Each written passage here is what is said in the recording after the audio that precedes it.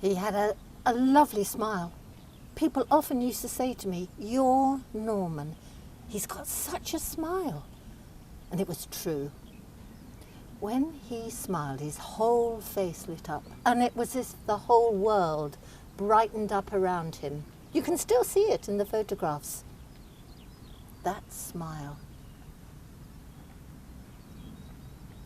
He applied to be a pilot in the war, but he was colourblind in one eye or something. I can't quite remember. Anyway, his eyes were wrong, but they took him on, and he was stationed in Norfolk working as ground crew on bombers.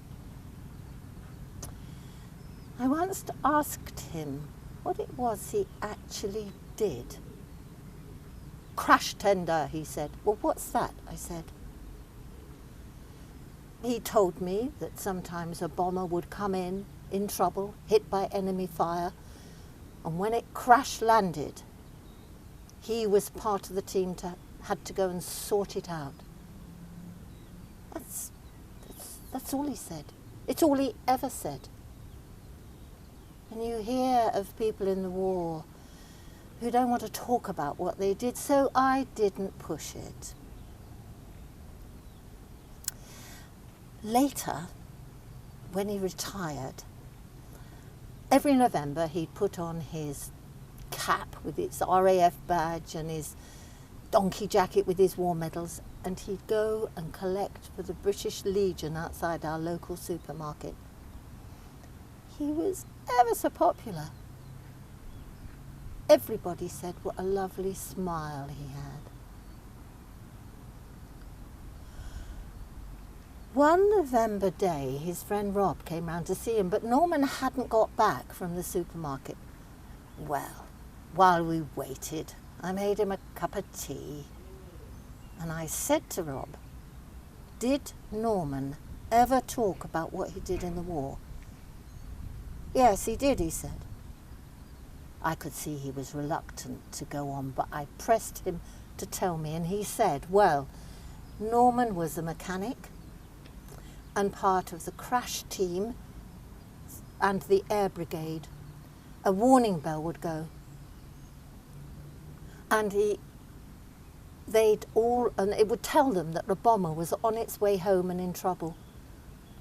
And when it crash landed, they all jumped into the wagons and rushed as fast as they could to the airfield.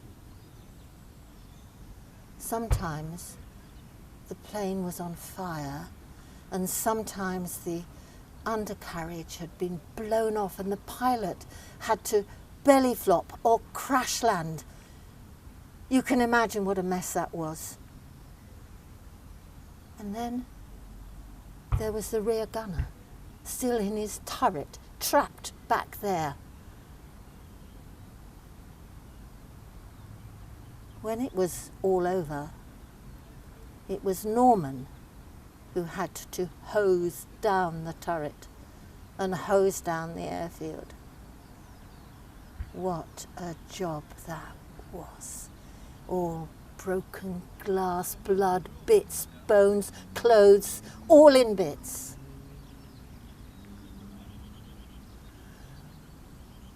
That was the crash tender's job. That's what Norman did.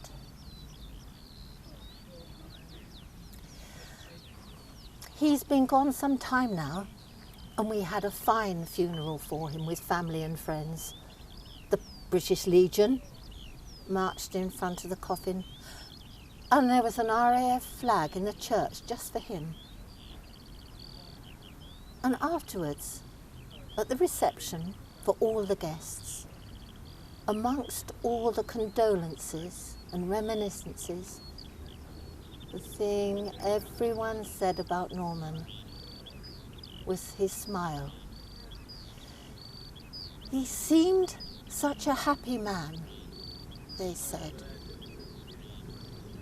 He had a beautiful smile.